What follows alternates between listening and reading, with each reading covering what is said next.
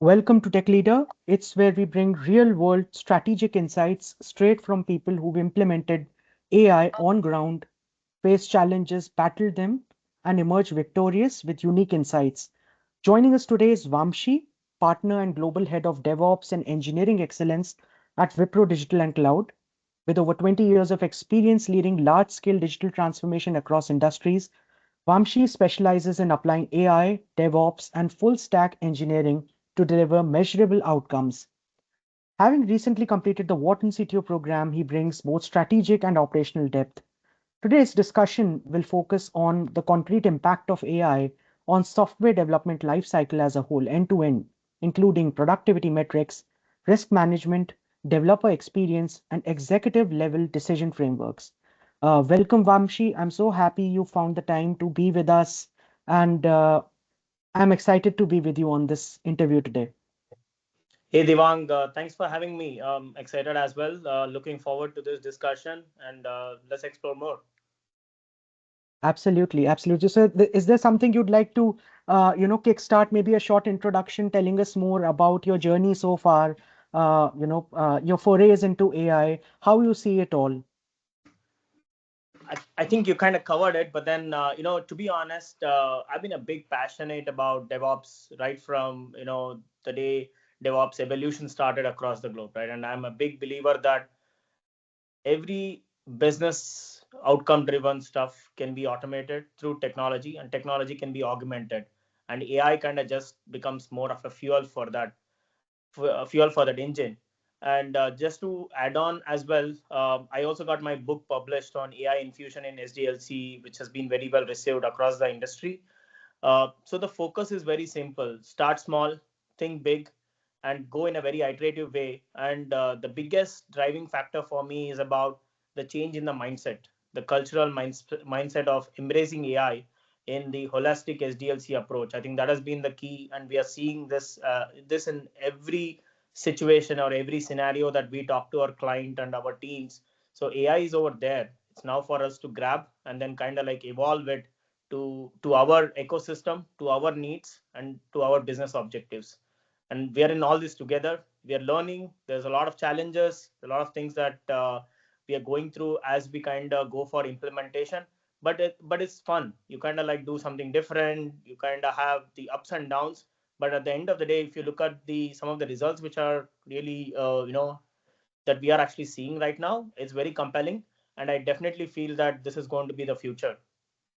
Yeah, yeah, well said. It's a very interesting space, really. As you said, it's constantly evolving, by the day, if not by the hour, and things are changing so fast. It's difficult to keep pace, really, and so you constantly kind of learn and grow and constantly adapt or perish. Well, that's the only imperative. So, Yes. coming to the strategic imperative, Vamshi, given your role as the global head for digital transformation services, how do you kind of see the infusion of AI in, SDLC evolving from a mere technological enhancement to a strategic imperative for C-suite leaders aiming to accelerate digital transformation and achieve, specific business outcomes? I mean, how does leveraging AI in engineering processes translate into tangible business value or competitive, advantage in terms of improved quality or cost savings? So any numbers, any statistics that you have in mind, stories from your own experiences, I'd love to hear those. Yeah, I think to be honest, it's a great question because a lot of times there are a lot of unknowns, right? And the way I look at it is more than in AI in SDLC, it's about the engineering excellence. What are the levers that we can lock by infusing AI in the overall ecosystem, right? I'll keep it very simple. The three things, right? One is it should be evolution from tools to strategy. It shouldn't really be about, oh, I got product A or platform A, I want to infuse A, B, C, D. But how are you actually looking to evolve your set of productivity tools in an integrated business acceleration platforms, right? Number one. Number two is strategic transformations. So right now today, if you look at it, the infusion of some of these tools are already generating like 30 to 40% faster time to market. In fact, around 20 to 22% in reduction in the development cost, or freeing up capacity for the team to actually take on more volume of work. The third one is look at the competitive advantage. if you can actually infuse AI, which will within the entire SDLC, you are able to release faster. You are able to capture market opportunities faster. So that is like the biggest advantage that I see in terms of being strategic imperative by getting AI in the SDLC. Obviously, you'll have different set of examples. Like for example, your release times actually have come down to like zero, because you're able to now do tests much faster. You are able to infuse or check on security related aspects of it, your performance related testing or things like that, in a very very different way by bringing in AI. So the quality improvements, the faster productive delivery are all like a subset of transformations which are happening. But the key is very very simple: evolution from tools to strategy, your strategic transformation, and the competitive advantage by kind of deploying or releasing faster into the market. Yeah, yeah, that makes sense. I mean, you summarized it the perfect way, I guess. So it's kind of like moving from tools to strategy. Everything kind of circles back to strategic imperatives now. So it's no longer about the tools, it's about the way you use those tools, the way you kind of envision the overarching strategy that kind of takes the front seat now. So Vamshi, I was thinking you've successfully leveraged AI in so many different ways. If you could share how engineering excellence can enable innovation across different stages of the entire SDLC pipeline, maybe your own work for clients in industries like banking and manufacturing. How do you see that AI infusion in the real world, on a day-to-day basis? Yeah. So when you look at the engineering excellence perspective, right, I kind of like dissect that into different stages of SDLC, which is your planning, building, your development, your testing, your release, your code quality, different set of stages, right? Yeah, Now, when we kind of put in a lens in each of these stages, you will start unlocking various engineering efficiencies. It can be around your release activities, what we can do within AI. So we have kind of come up with like 200 to 300 set of use cases, which are very, very specific. For example, if you're looking at your backlog grooming or your planning stage, how can we infuse AI to monitor, I mean, to validate whether the backlog is really valid? Is it really going to be helpful for us? How do you actually optimize your project planning, your requirements rationalization, things like that? When you come to coding, it's pretty simple, right? I mean, you're already seeing that as part of your coding assistance. But then the important thing is to see that how can you actually align it with very specific set of capability. Like for example, application modernization. So yeah, there's a lot of challenges in legacy modernization. Nothing is straightforward because of the way the monolithic applications were there. There was a phase where everybody went into like rewriting their applications on their own, on its own, in terms of doing into microservices way. But coming into AI, by infusing AI, can we actually fast track that legacy modernization? Can we look at different set of variations? Can the AI can actually help it? You got to be really cautious here, because sometimes the platforms introduce a lot of junk code. So yeah, your developers or engineers should be smart enough to kind of figure out what's the real contextual need for the problem that we are trying to solve. How much percentage of code is really really required for the to solve the problem, and kind of ignore the junk, right? Now, to an example that on the banking side, there are examples where we have utilized AI for managing the entire backlog. So what would have taken like a 2 weeks exercise is actually come down to like literally a day or two, in terms of grooming the backlog. And that has also helped in kind of prepping for your development or your testing stages. And also the other example that I can kind of talk about is the platforms. I'm sure you must be knowing about vibe coding. We call it yeah. as vibe engineering, right? So by using those platforms, can we actually jumpstart early? Can we actually start looking at different set of patterns? And that has been like the biggest learning for us. And so by using the AI infusion in the SDLC for one of the banking clients, we were able to solve a lot of security vulnerabilities upfront. What used to happen is like you had to go through multi-level review and approval processes with the CISO teams. But now with AI kind of coming in, that 70 to 80% of the code vulnerabilities are actually caught as part of the CI/CD process itself, so that there's no back and forth. And the good thing about AI, what it does is it also gives you recommendation up then and there, and not really taking it to a backlog. So with that, your actually your the development cycles improved. To be precise, I have seen, for specifically the security vulnerability use cases, we have seen a significant improvement of around 60 to 65% in the overall narrative. And in terms of the, like, when I'm quantifying it, it's very very specific to a business unit, a business a pod which is actually developing this, right? And for I think you were asking about manufacturing. So see, in manufacturing, a lot of times what we do is we are actually looking at end to end. Let's say that you are looking at supply chain activities, you are looking at your order management or things like that. So we have already seen benefits coming in a flavor of AI ops in the past, where some of these production related issues are going into more of a self help and self heal. But then with AI kind of coming in the overall SDLC, that's now reducing like 30 to 35% of your integration errors, because these Yeah. things are caught early in the development stage and not really infusing into production when it goes into when it's going to the release. Yeah, yeah.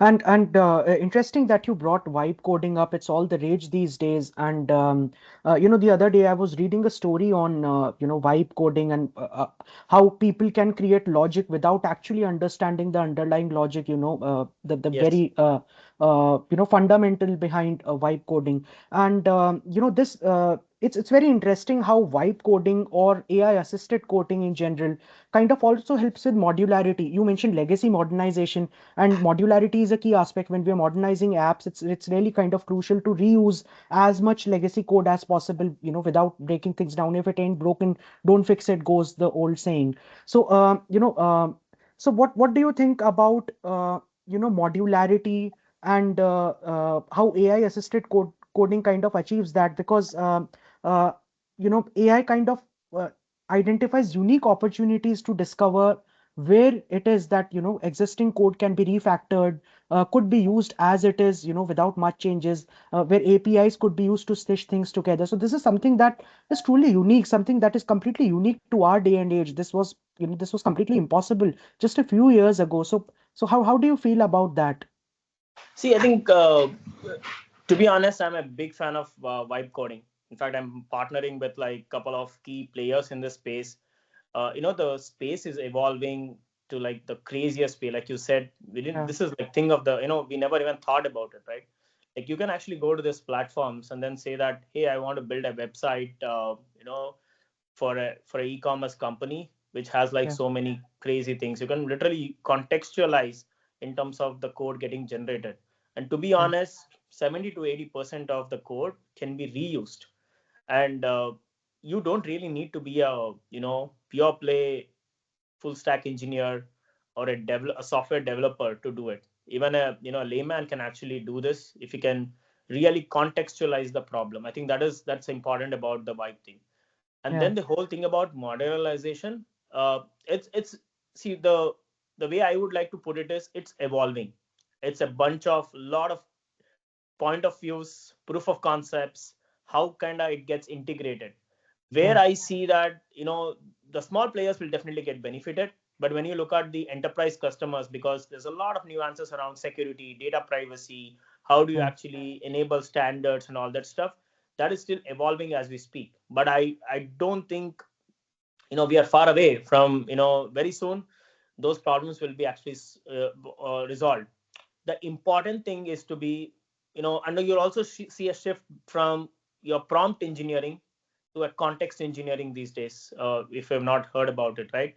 Like, how do you understand the entire code base, contexting for, intelligent suggestions, intelligent yeah, workflows, to ensure that there is more productivity kind of coming in, there is quality code which is getting delivered.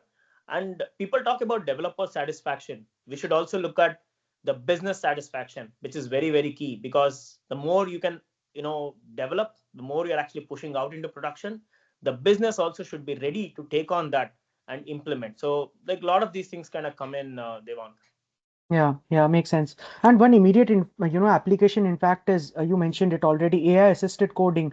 And recent study kind of found out developers who used GitHub Copilot completed 26% more tasks on average without any drop in code quality at all.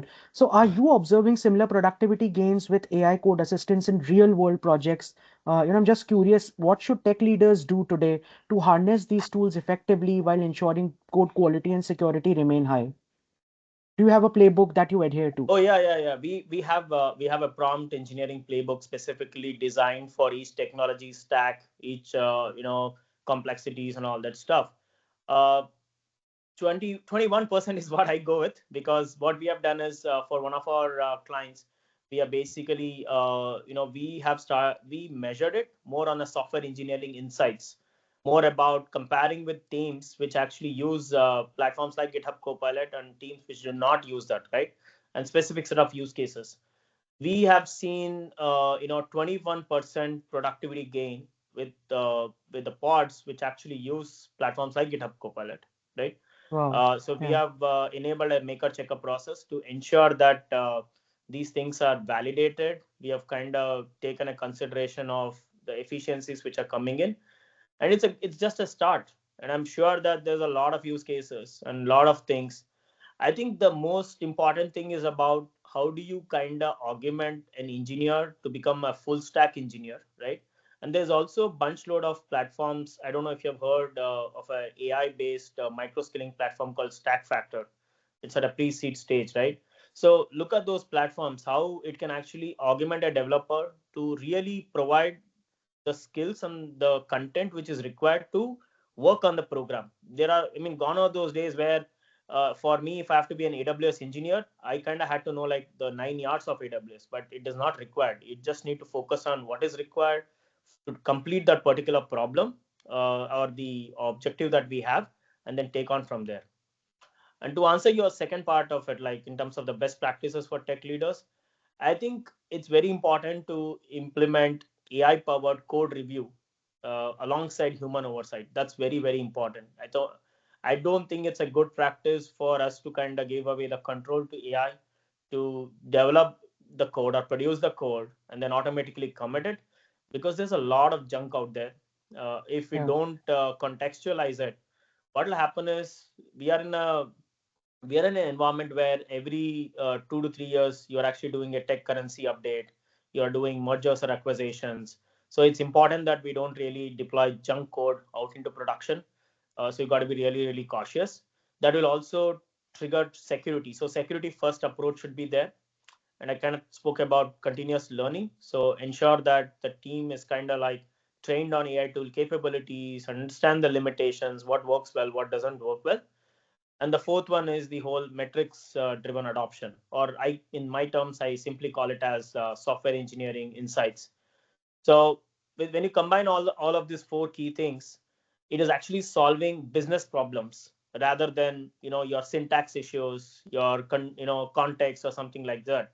I think the biggest thing is the cognitive shift is where the true competitive advantage lies.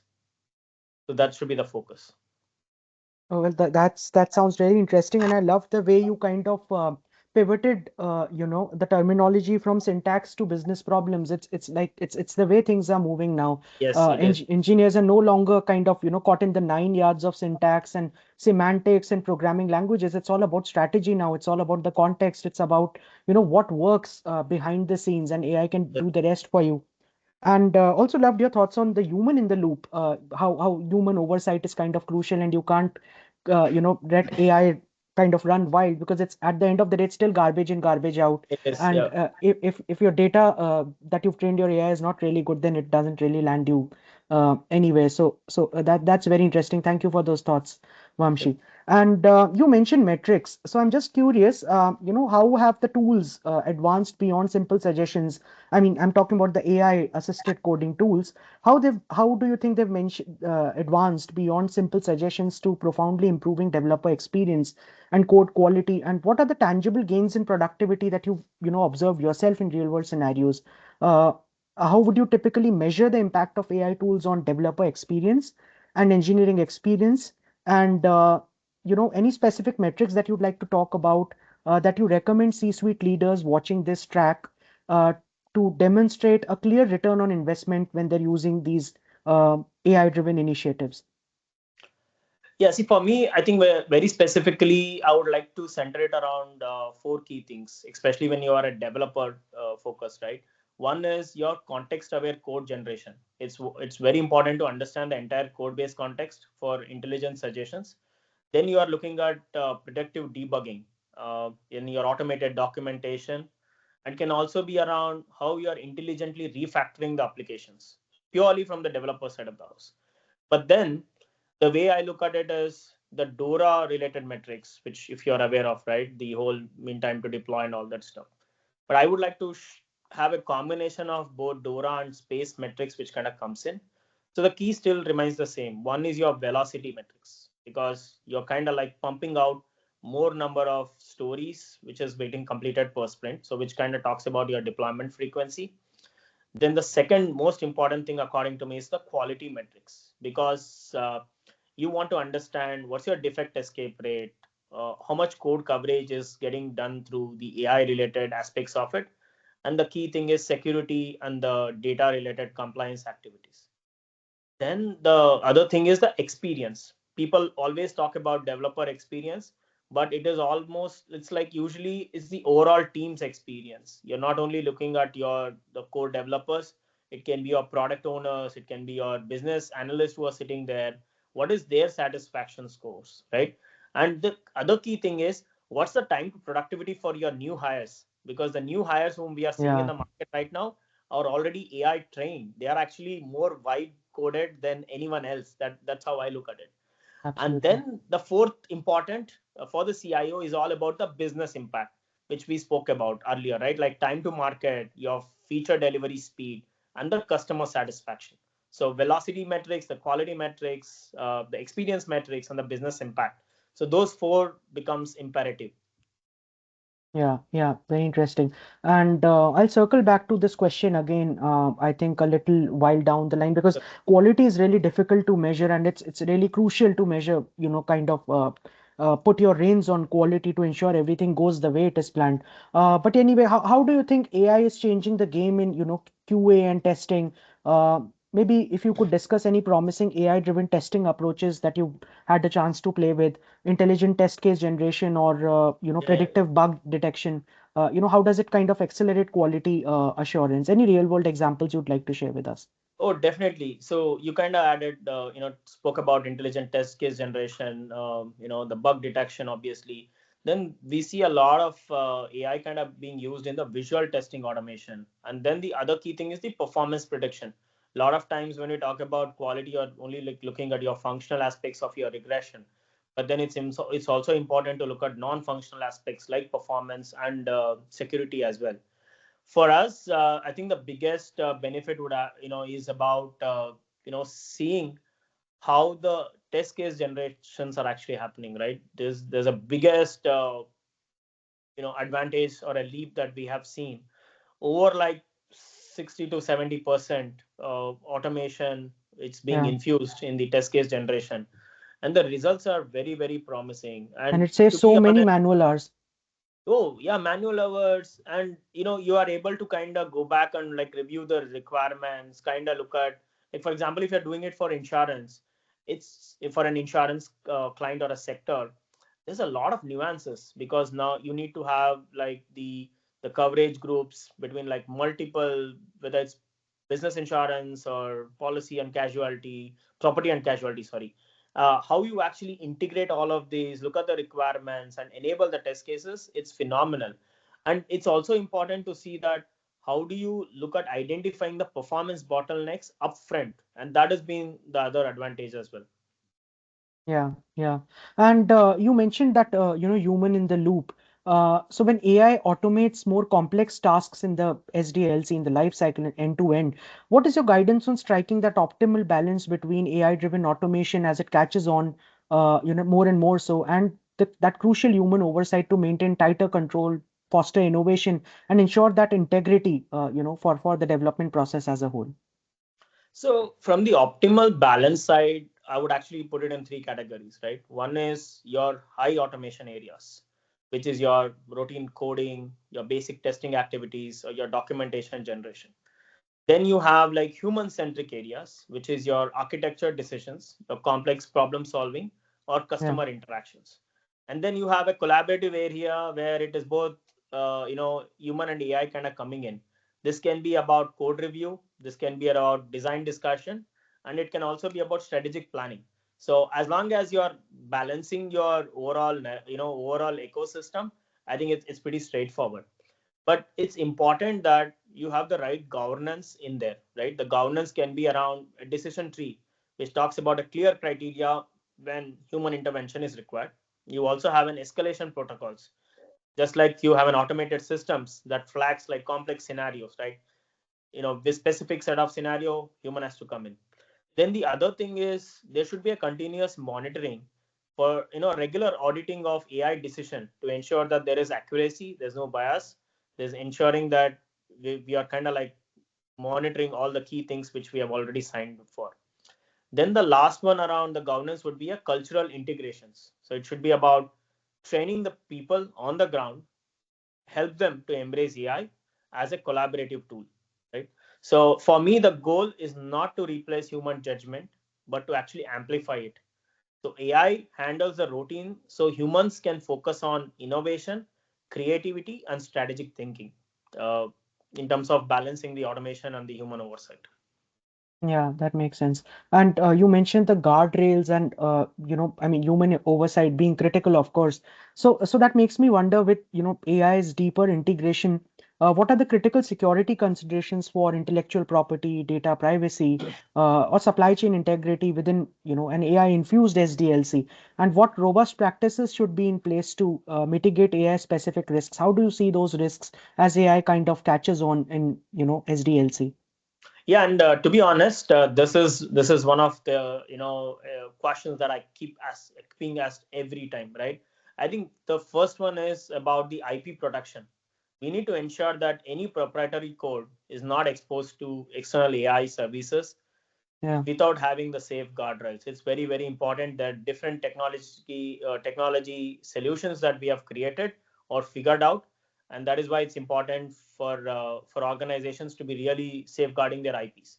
And The we've seen second, so many cases, right? I mean, people putting in proprietary code into public clouds and yeah, yeah, public models all the time. It happens all the time. yeah, you got to safeguard them. So that is why it's important to have a governance charter which is actually reviewing some of these practices. And it's also important to have a maker checker process. I'll kind of talk about it in a bit. But going back to the security consideration, we spoke about IP. Then the second thing is around the data privacy. How do you actually manage sensitive data which is used on AI training and interference? Then also the whole supply chain security. When you talk about supply chain, right from your check-in of the code, so it's very important to look at software bill of materials, what we call it as bombs, to ensure that we are rating all the AI tools and their dependencies. And then last one would be around the code integrity, so preventing malicious code kind of injecting through AI suggestions, right? That is where I would say more of a considerations. But when you look at what we need to do is we need to probably look at deploying AI tools within the secure enterprise environments, right? Within a secure clusters, which is kind of, I know a lot of players want to do more of a SaaS based approach, but you can actually do it more of a secure channels with the latest technologies we have. We can also have the right code scanning integrations, the right access controls, audit trails. And the key thing is to have a continuous security assessments. People always talk about regular, like, I'll do it in a periodic basis, like once in a month, once in a quarter. But it's important to have a continuous evaluations of this whole AI tool security poster, which is going to help mitigate the risk. Yeah, yeah. Yeah, that sounds absolutely crucial. And in fact, they've a news recently made raised a lot of eyebrows wherein Perplexity and GPT models were kind of poisoned, and Yeah. they kept directing users to phishing sites laden with malware, and raised a lot of concerns. So in enterprise deployment specifically, this can be a nightmare if a malicious code somehow makes its way through AI assisted coding. So guardrails are absolutely critical, as you mentioned.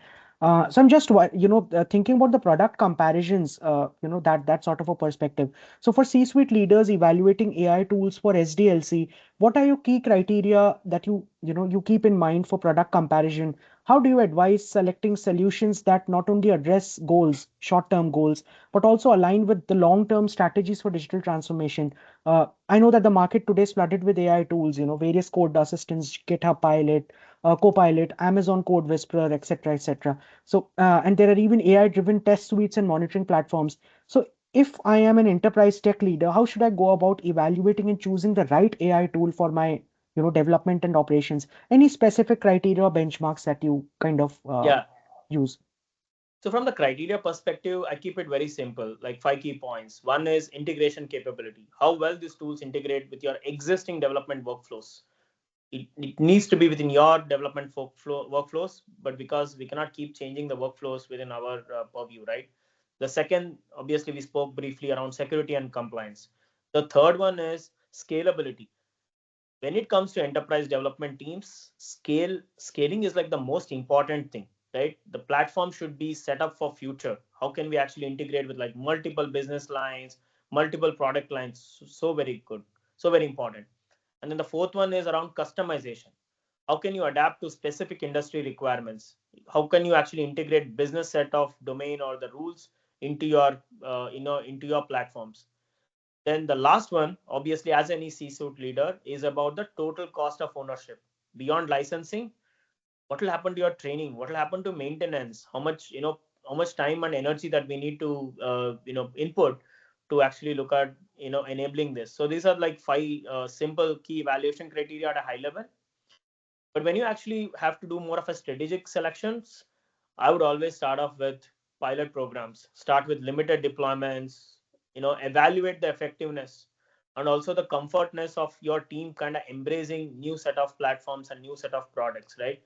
A lot of times somebody would have started first, would always have that for early starter advantage, but there are other platforms which are also evolving in a very very faster speed. So do pilot and also understand the whole vendor partnership or customer service is very very key in this age when there are a lot of mergers and acquisitions happening, right? You want to ensure that you pick a provider or a platform which is set up for future and not really like that entire team kind of merges within span of couple of years and you're kind of back to square one because you need to answer to the business. And then the other thing would be around the cross functional evaluation. We always use software developers or your DevOps engineers to evaluate, but you're not actually, you have, it's time for you to include security. You need to include product leaders, compliance, business stakeholders in the selection process as well. And when you do strategic selection, it's also important to learn about the platform or the product providers long term roadmap. They need to be aligned with your roadmap, right? Ensuring that the tool support is there for the next 5 years so that they can help you with the transformation goals. So just to summarize, look for tools, look for platforms that solve specific business problems and not just technical challenges. The best AI tools are those that your teams actually adopt and deliver measurable business outcomes and not really like your technology outcomes. Yeah, yeah, that makes complete sense.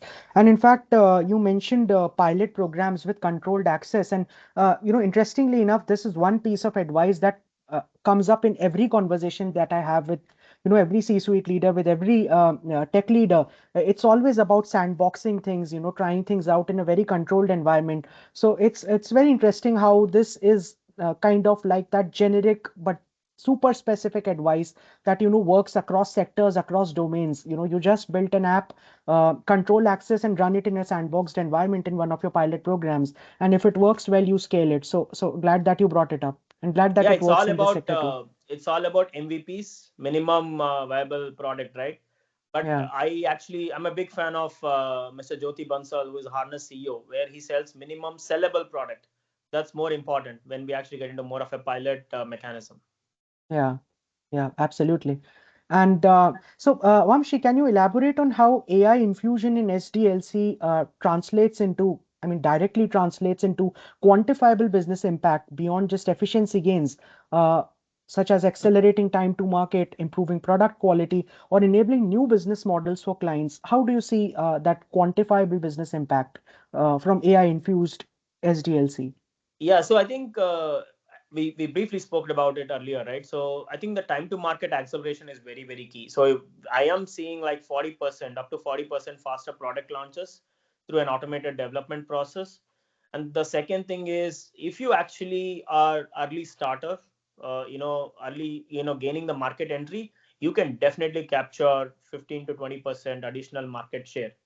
And there are a lot of quite a few examples even before this whole AI gig started on how these things have enabled. And the third one is about the cost reduction. I think more than the cost reduction is about the developer efficiencies, which is actually helping. And this can be observed in two ways. One is either bringing down the cost of the your development, or you're equipping your team to handle more volume or deliver more user stories or functionalities out in the market. Then the key thing is the quality improvements. It can be around your production issues, it can be your quality issues. You are able to reduce or triage this quickly and help in better customer satisfaction. There are days where some of the production related defects or bugs would have just sat there for a couple of months together, because your L1s have to work with L2 and then L3 kind of come in as a new function. But then with AI kind of coming in at SDLC and SRE to be aspect, it's actually we're able to resolve it much faster with a combination of AI ops and SRE. And this is really helping customer satisfaction, because the more satisfied your customer are, your business is retained, the customer will actually spread the word, and this will obviously help in the overall revenue growth as well. Yeah, yeah, absolutely. And reduce the churn. So talking about entry points and prioritization, drawing on your expertise in large-scale transformation and AI engineering, what are the most impactful and strategic entry points for organizations today to integrate AI into their SDLC workflow? I mean, it's the first step is always the hardest. So how do you advise prioritizing these initiatives to ensure both quick wins and sustained long-term value? I mean, how can someone really get started today? What are the low-hanging fruits, right? When you were trying to get into AI infused SDLC for better business outcomes?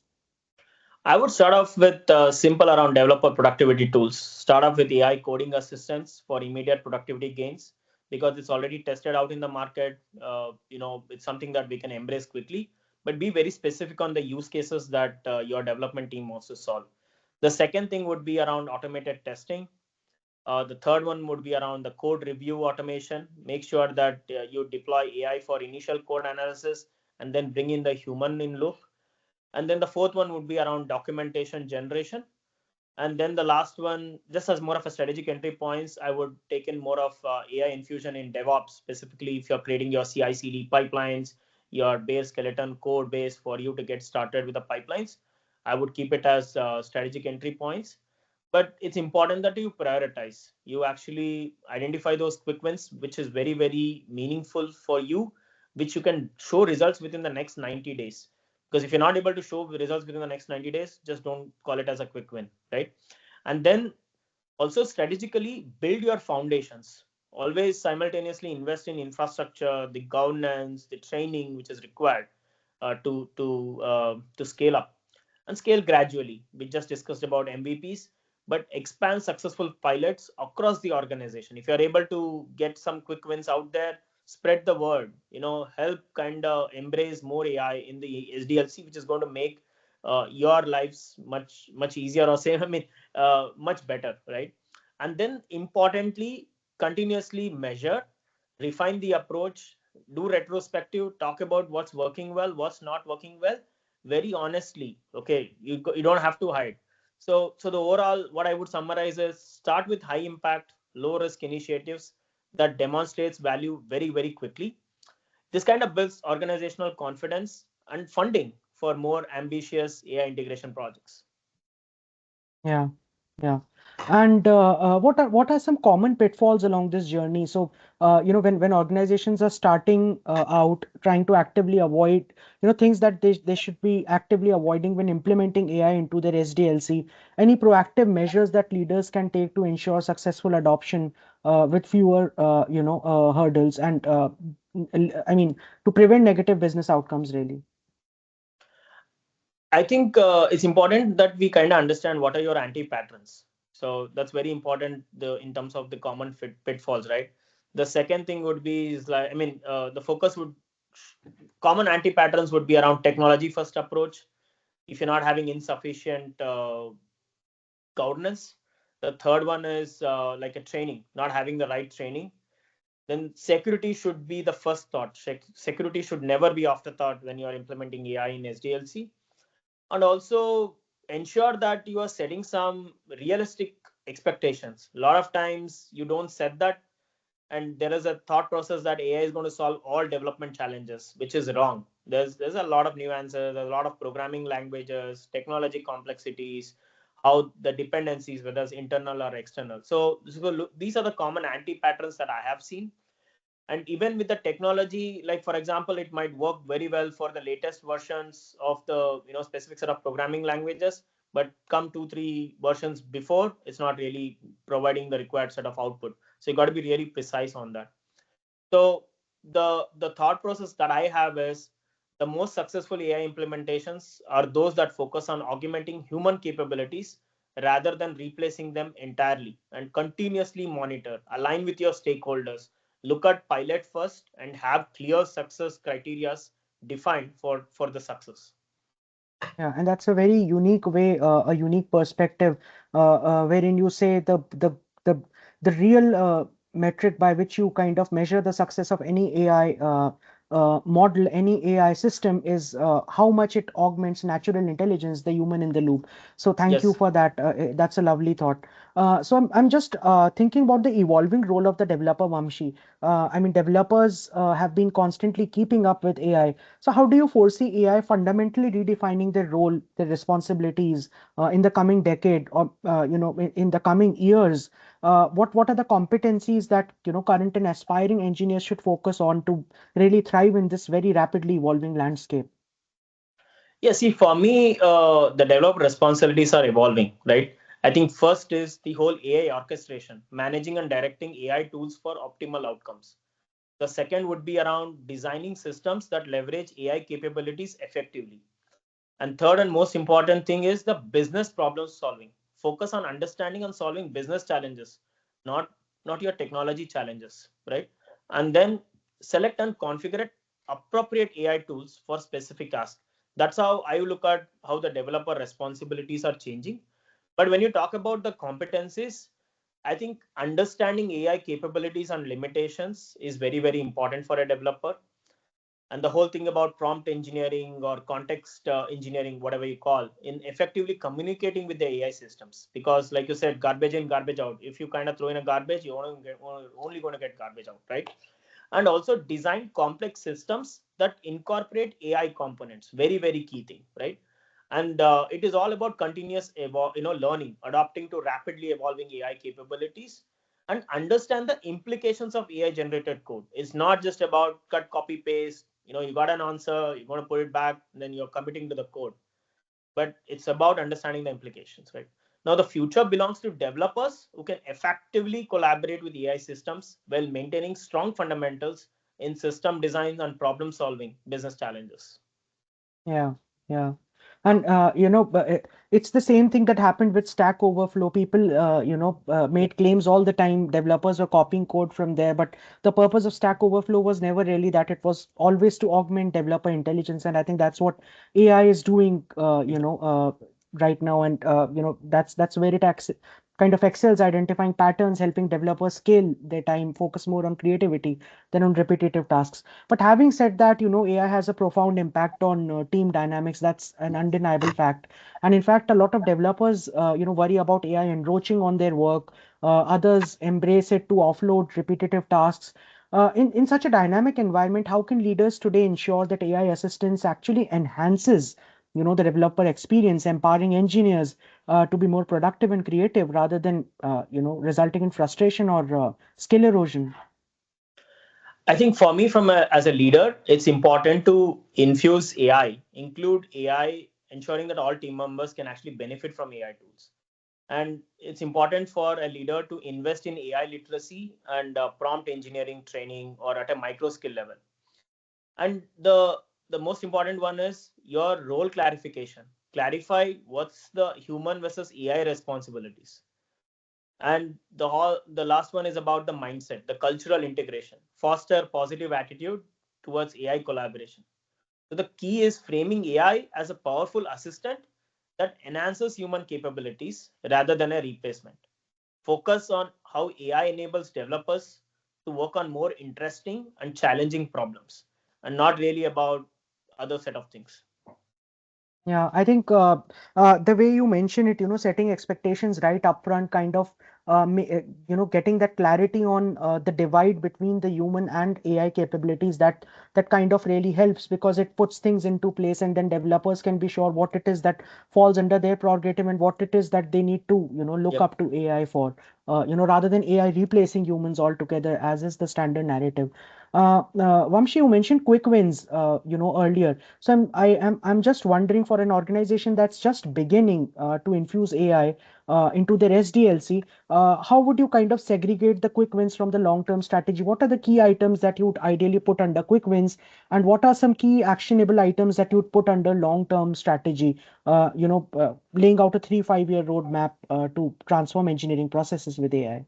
Yeah. See, I the quick wins are very simple. The whole code completion tools, the automated testing, your documentation or code review. But from the long term, right, where you're talking about 3 to 5 years, you actually need to like look at AI native architecture. You need to look at predictive development, where you use AI to predict and prevent development issues. The third one would be around autonomous operations, like self-healing systems with AI-driven maintenance.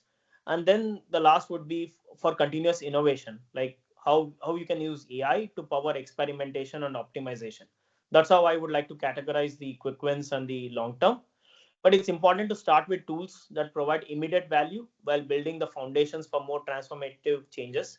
This kind of creates momentum and demonstrates ROI while preparing for the future. Yeah, yeah. And just makes me wonder, foundational maturity is another theme that is very frequently talked about. I mean, it comes up in every interaction that I have. And every leader that I've met emphasizes how it's important to have a very solid substrate before you even start using AI in the first place, if, to ensure you are digitally ready that way.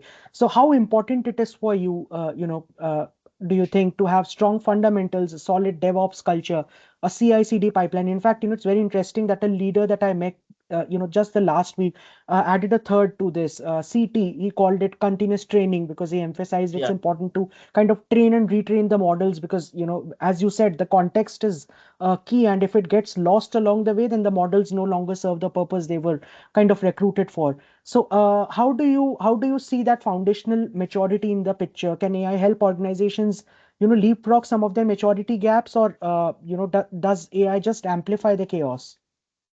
See, according to me, the most successful organizations pursue foundational improvements and AI adoptions in parallel, using AI to accelerate maturity development rather than as a substitute for real good practice. Now, AI should be used as an accelerator, right? So focus on your strong foundations so that AI amplifies the good practices and accelerates improvements. In terms of the weak found, if you have weak foundations, AI may temporarily mask the problems, but it will definitely not solve the fundamental issues. And always go on kind of more of a retrospective approach. And I definitely like the previous leader who commented around the whole continuous talent and things like that. Very very important to be grounded. Look at evolving. These tools are evolving like in a light speed. Nobody spoke about agents or MCPs like literally 6 months back. Right now there's Yeah. a lot of infusion around it, so it's important that we keep up to that. As a leader, it's important to understand these concepts, get the proof of concepts out there, so that we are ready for the future. Yeah, yeah. And one last question, Vamshi. This has been a fascinating discussion.